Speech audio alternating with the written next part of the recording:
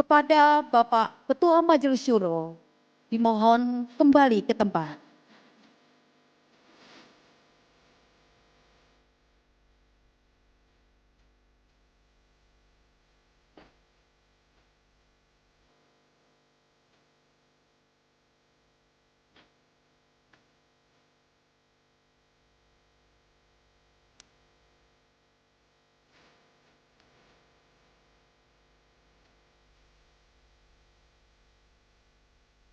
Kami persilahkan Wakil Presiden Republik Indonesia 2004 sampai 2009 dan 2014-2019,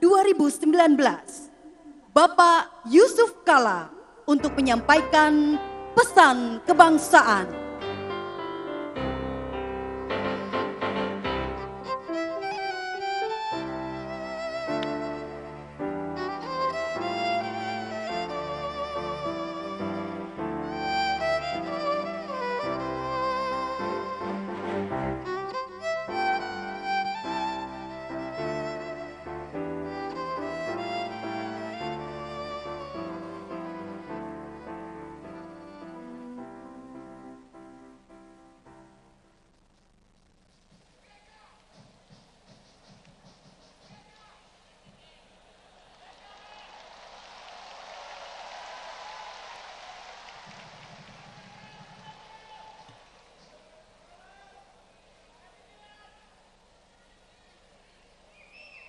Bismillahirrahmanirrahim. Assalamualaikum warahmatullahi wabarakatuh. Alhamdulillahirrabbilalamin. Wassalatu wassalamu ala asyrafil anbiya wal mursalin sayyidina Muhammad wa alihi wasallam. Hormati Bapak Dr. Salim, Ketua Majelis Syuro PKS, Bapak Presiden PKS Bapak Ahmad Syekhu, Pak Sekjen tiap hari berkomunikasi dengan saya. Terima kasih. Ananda, Ahaye, Agus, dan juga tadi ada Saudara Ali, teman, dan wabil khusus Saudara Anies Baswedan. Dan seluruh pengurus PKS dan seluruh kader-kader yang hadir. Terlebih dahulu saya ingin menyampaikan ucapan selamat atas milad PKS yang ke-21. Semoga terus berjaya. Selama ini PKS kita mengetahui partai yang sangat disiplin, sangat taat kepada aturan, dan tentunya mempunyai kemampuan yang besar.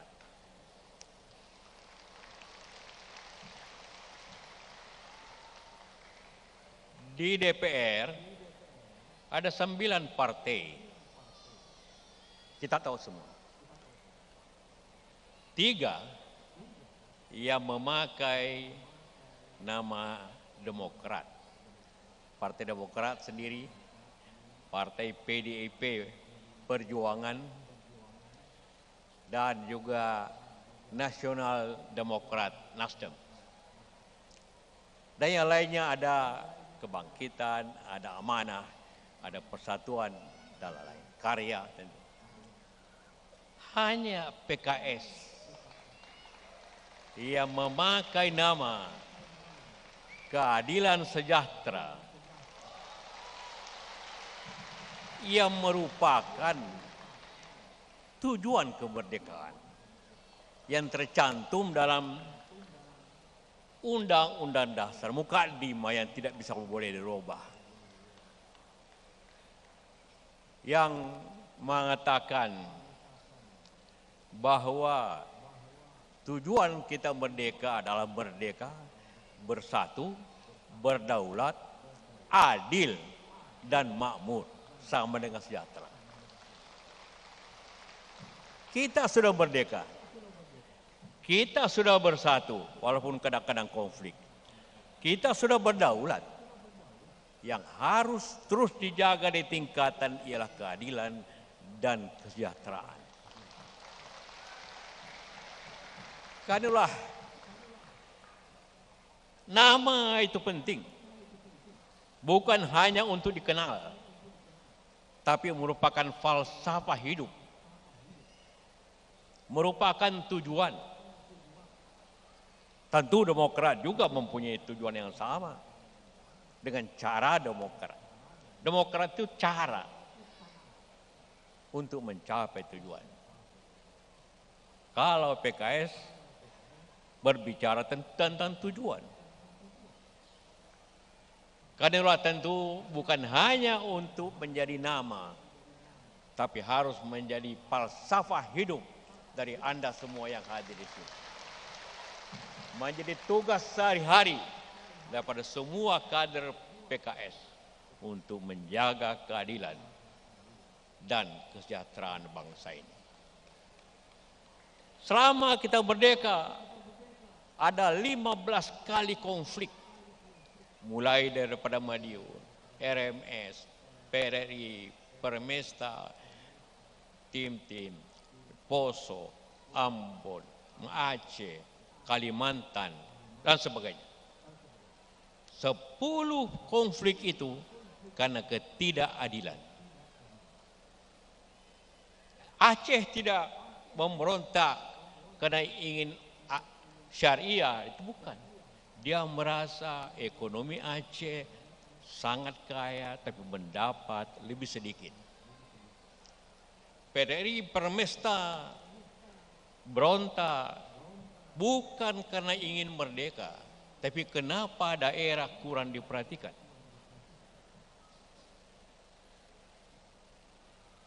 Itulah Ambon, Poso bukan konflik agama awalnya. Konflik tentang keadilan politik. Jadi keadilan adalah fondasi yang penting dalam kehidupan kita semua. Kesejahteraan adalah selalu menjadi tujuan bangsa apa saja. Kita semua. Kita semua bertanggung jawab. Saya pernah Pres 2 kali, pernah jadi menteri. PKS pernah mencapai pemerintah bersama-sama tentu di bawah Pak SBY. Karena itulah kita bertanggung jawab ke negeri ini dengan yang sama dengan siapapun. Karena kita bertanggung jawab yang sama, maka kita mempunyai hak yang sama untuk memajukan negeri ini.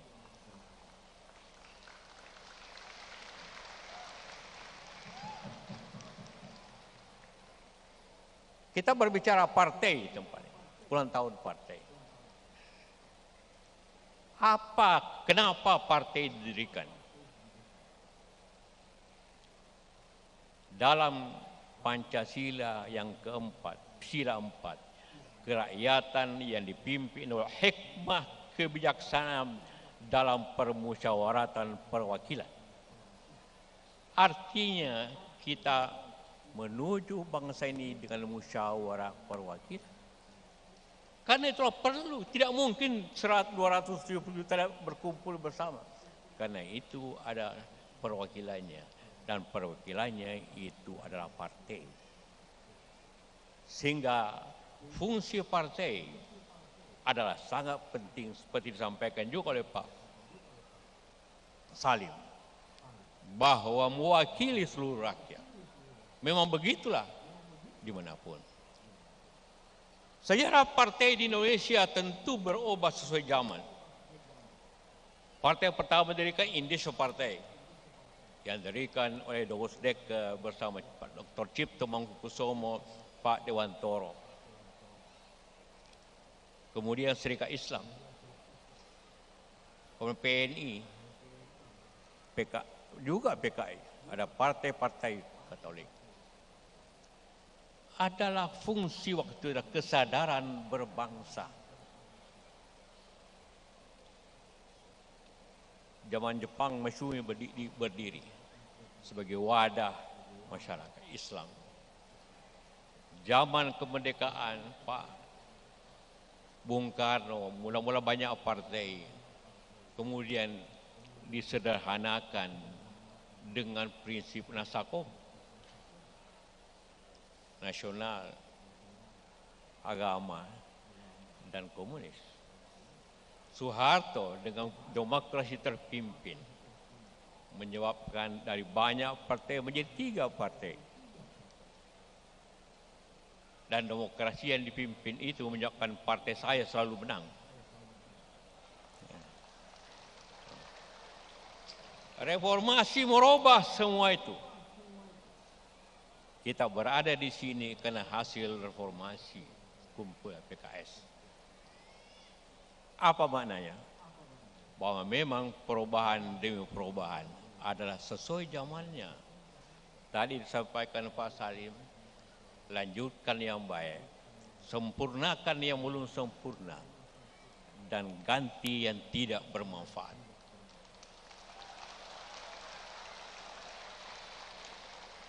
Ini sangat penting.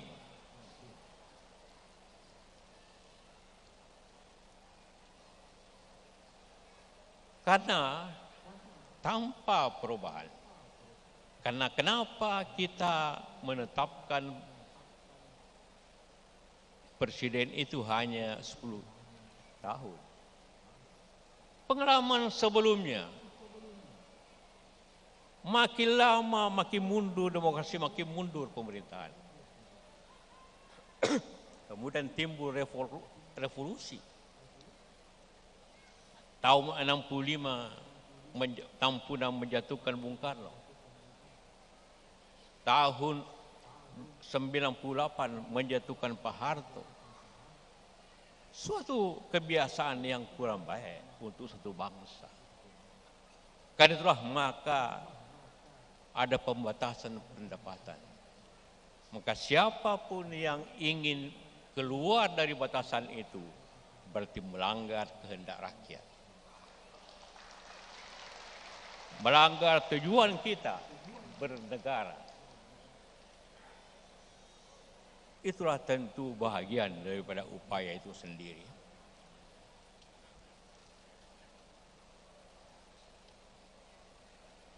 Tentu menjadi tujuan kita bersama bahwa kita menuju suatu tujuan. Apakah kita sudah mencapai kesejahteraan? Ya, ada perubahan. Dari pendapatan 2.000, 3.000, menjadi 4.000 per kapita. Namun ini belum cukup dan dibanding dengan negara sekitar kita. Singapura jauh, Malaysia jauh, Thailand jauh. Sedikit lagi apabila kita tidak bergerak dengan baik tanpa perubahan, Vietnam akan lebih baik dari kita.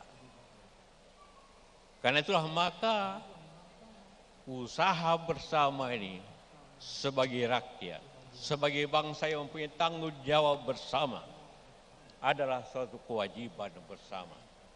Semua berhak. Keadilan juga harus dijaga. Karena banyak pihak juga tidak menjaga keadilan. Baru-baru ini viral kenapa jalan di Lampung, di Jambi, dan juga di Makassar rusak luar biasa. Di dalam pihak kita bangga bahwa pemerintah, juga waktu saya pemerintah, mempunyai jalan tol 2.600 km. Kita penting, kalau tidak macet waktu Lebaran. Dan lain-lain, penting sekali jalan tol. Tetapi 170.000 kilometer jalan rusak di Indonesia. Itu data BPS. Artinya adalah orang bisa menganggap kalau mau jalan baik hanya orang mampu yang bisa jalan baik karena dibayar. Tapi jalan rakyat yang dijalani tiap hari oleh petani kita, oleh pedagang kecil kita, oleh siapapun, rusak tidak diperbaiki. Itu ketidakadilan untuk rakyat. Contoh yang kecil saja. Sekali lagi saya juga turut bertanggung jawab tentu.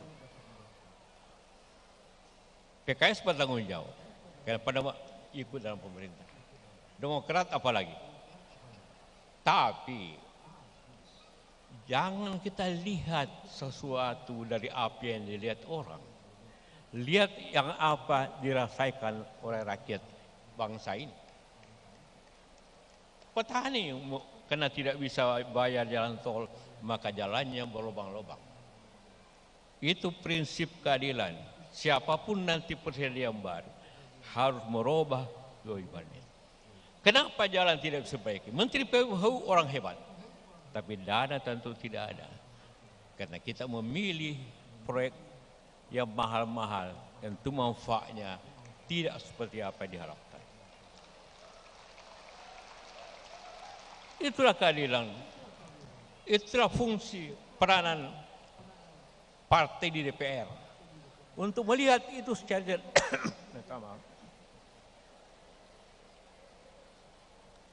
secara jernih. Karena para anggota DPR, Pak Hidayat Nur Wahid, dipilih untuk bertindak, pemerintah agar bertindak adil dan memakmurkan rakyat secara bersama-sama. Kita bersama-sama harus melakukan itu. Kita bangga akan jalan tol. Tapi jalan yang dijalani hanya yang bisa bayar. Jalan lainnya, 30% jalan di Indonesia sulit dipakai. Menurut BPS, bukan menurut saya. Ini contoh ketidakadilan. Tadi digambarkan rumah-rumah. Kedua, kita memang kaya bangsa ini. Semua punya. Ada batu bara, ada nikel, ada bauksit, ada aluminium, ada baja, ada besi. Tapi yang mengolahnya sebagian besar dari Cina. Bawa buruh, bawa pekerja, bawa modal, dan kirim ke negerinya. Apa yang kita dapat? Pajak tentu, tapi pajak pun dikurangi untuk kepentingan mereka. Maka alam kita tergerus hanya untuk mendapat sedikit. Apakah Cina menerima pekerja kita untuk menambah di Cina? Pasti dia tidak mau. Apakah Amerika mau menerima kita orang 1.000 untuk bekerja di sana dengan? Tentu tidak. Kenapa? Karena kita atau pemerintah tidak percaya kepada rakyatnya sendiri yang mampu. Saya juga sekarang saya pengusaha, tapi sebelumnya usaha buka lagi saya laksanakan oleh anak saya, oleh adik saya. Membuktikan bahwa bangsa ini maju, cuma tidak dipercaya. Dulu orang mengatakan semua listrik kasih orang asing kerja, impor saja. Kita bertekad, tidak. Insinyur bangsa ini, pekerja bangsa ini sanggup bikin itu. Dan kita buat. 100% buatan rakyat PLTA, Green Energy. Sekarang kita bikin smelter. Semua orang bilang, mesti buatan Cina. Tidak, buatan Indonesia bisa. Kita bikin 99% pekerjaannya anak-anak muda dari kampung.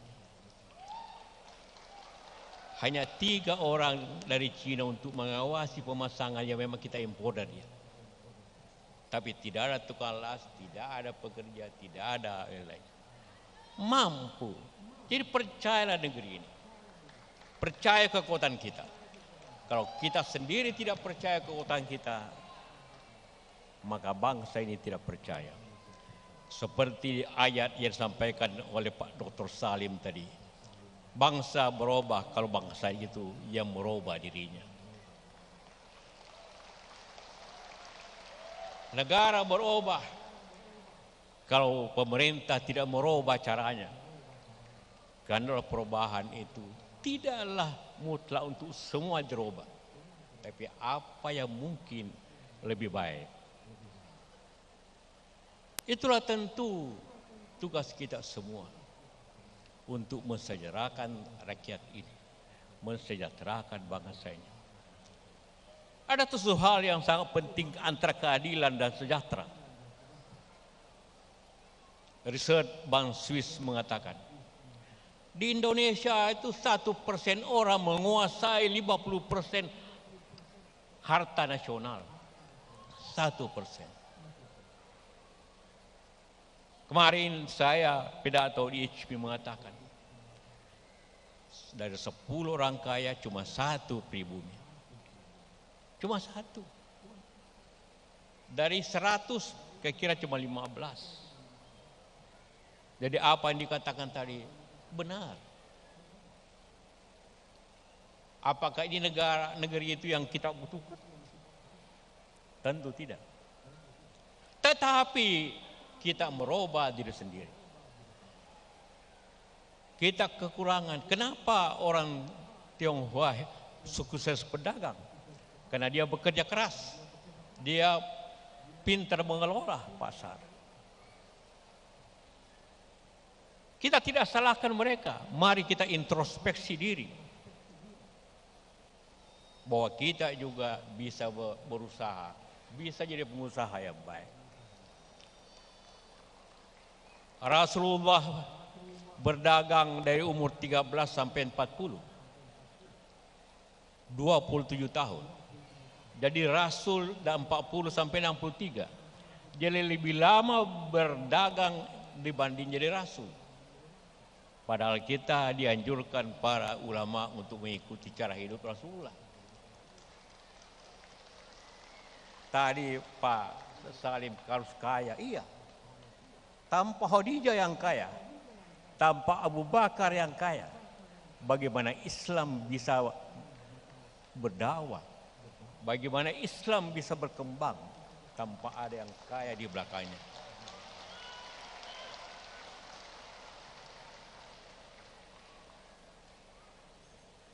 Saya selalu katakan di mana juga. Ada 5 rukun Islam. Semua tahu ini. Mana tahu semua. Kita diajarkan. Sejak tabang kanak kita tahu itu. Syahadat, salat, puasa, zakat, haji. Sebagian besar umat Islam Indonesia ini percaya 5, tapi yang dilakukan hanya 3. Kenapa? Karena zakat dan haji membutuhkan kemampuan materi. Karena itulah maka kalau kekayaan Indonesia hanya dikuasai 1%, kalau dari 10 orang yang mampu hanya 1 pribumi, siapa yang salah? Kita yang salah. Ajaran agama mengatakan habis salat berjamaah, keluarlah tabrakan untuk mencari rezeki. Kenapa kita tidak lakukan itu? Yang benar. Karena itulah fondasi daripada agama kita. Karena itulah harapkan BKS punya hanya berbicara kencang tentang politik. Tidak hanya berbicara apabila ada pemilu dan pilkada. Tapi berbicara bagaimana rakyat sejahtera dengan berusaha sebaik-baik. Itulah kekurangan kita. Kita tidak kekurangan politisi. Kita tidak kekurangan insinyur. Kita tidak kekurangan pemimpin. Ya orang mau jadi gubernur dan sebagainya. Tapi kita sekarang ini kekurangan orang yang mau berusaha. Itulah baru bangsa bisa maju. Dalam sejarah tentang kemajuan bangsa ada 4 perkembangan. Pertama, ilmu. Ilmu akan menjadi teknologi apabila dikerjakan. Teknologi akan menjadi inovasi. Dan inovasi bisa menjadi industri apabila ada semangat wira swasta. Tanpa itu ilmu itu akan hanya menjadi tempat berpikir yang tidak mencapai rakyat itu sendiri. Jadi kekurangan kita bukan soal kita masjid di mana-mana. Saya ketua dewan masjid. Tidak ada negara yang masjidnya terbanyak kita. Di Malaysia hanya 670 masjid. Waktu saya ketemu Raja Salman, saya katakan di Indonesia ada 800 masjid dan musola. Dia terkejut. Mengira saya akan katakan 8.000. Dia tanya dulu penterjemah. Sekarang di Jakarta aja 6.000. Sehingga kalau maghrib subuh azan bersamaan di mana-mana. Ada baik, tentu juga kadang-kadang membisingkan kalau kita tidak atur dengan baik. Sebaliknya di Amerika, di Eropa, gereja kosong dan banyak gereja yang sudah dijual. Jadi kita membangun masjid di Amerika dan di Eropa menjual rumah ibadah. Masjid Indonesia di Washington itu sebelumnya gereja. Jadi kita bersyukur akan kemajuan itu. Tapi ekonomi kita bukan kita yang menguasainya. Kita yang maksud adalah kita ini yang hadir di sini.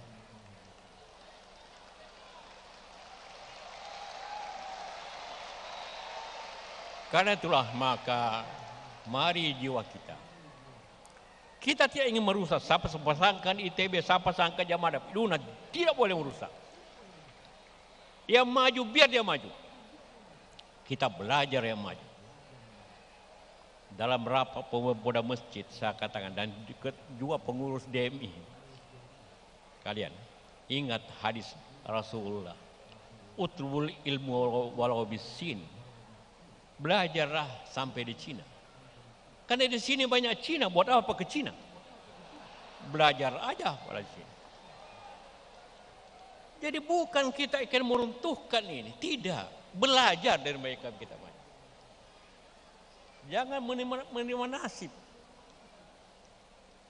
Barulah kita bisa menciptakan tujuan PKS kesejahteraan. Ya. Keadilan dan sejahtera.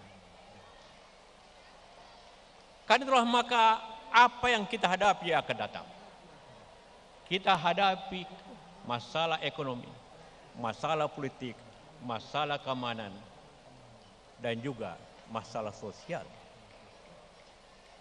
Apabila ini berlangsung terus akan terjadi masalah besar. Kita harus berusaha jangan terulang 65, 66, 74, dan 28. Jakarta dibakar. Kita tidak mau itu. Karena sebelum itu terjadi, maka kita harus berkeadilan dalam ekonomi, berkeadilan dalam politik. Tapi kita harus berusaha.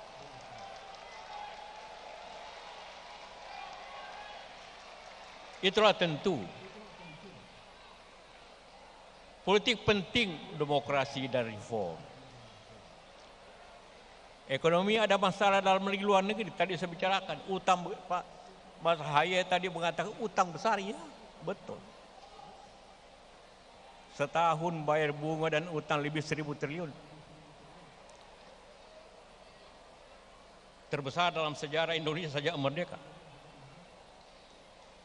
Tentu saya juga berada dalam kesalahan itu, walaupun. Tetapi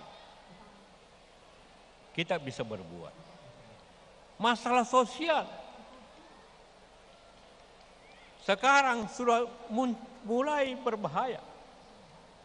Ibu-ibu pakai tas bagus sudah mulai musuh masyarakat. Apalagi tas Hermes.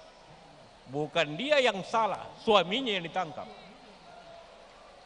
Anak-anak pakai motor besar, jadi musuh masyarakat. Ada foto pejabat luar negeri berlibur, musuh masyarakat. Satu langkah lagi apabila ini tidak selesaikan keadilan, akan jadi lagi tahun 98. Dan kita tidak ingin itu. Kita harus hindari itu dengan pemerataan yang adil.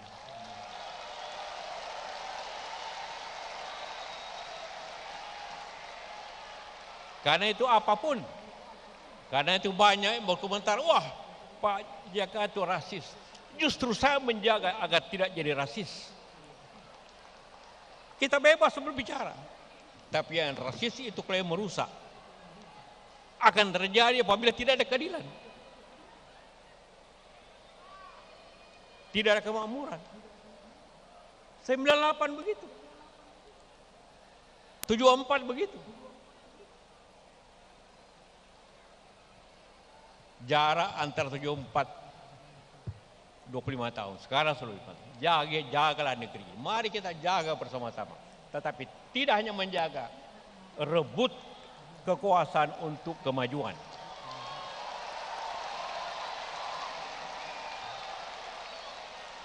Pemilu itu memang merebut kekuasaan dengan demokrasi. Tapi kekuasaan harus dibuat untuk itu. Itulah keamanan masalah di Papua, Bung Aris. Mudah-mudahan tidak terjadi. Jadi banyak masalah-masalah. Saudara Anies, adindanya, 5 tahun mendatang bukan tempat yang nyaman untuk mengurus negeri itu. Tetapi kalau bisa diselesaikan, merupakan heroes dan pahlawan kemanusiaan, kemajuan. Berutang gampang, tapi yang susah membayar utang.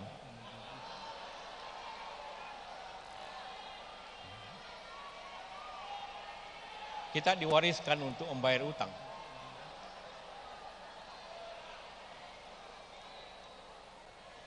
Tapi pahlawan yang sebenarnya ialah yang menyelesaikan persoalan. Pemberani yang sebenarnya ialah berani untuk tampil menyelesaikan persoalan.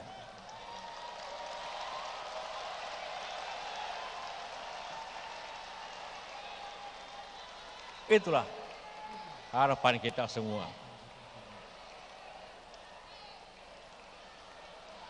Marilah kita bicara ke PKS bagaimana partai Islam. Jadi bukan hak di samping berbicara senasional, harus berbicara keumatan. Dan Anies, Anda berutang sama PKS. Anda dipilih pertama jadi gubernur oleh PKS dan Gerindra. Sekarang Anda didukung lagi oleh PKS. Anda berutang banyak. Dan utang itu dibayar bukan dengan uang. Tapi kalau Anda yang berhasil, Anda harus selesaikan masalah ini. Itulah utang yang harus dibayar ke PKS dan seluruh rakyat. Terima kasih. Wassalamualaikum warahmatullahi wabarakatuh.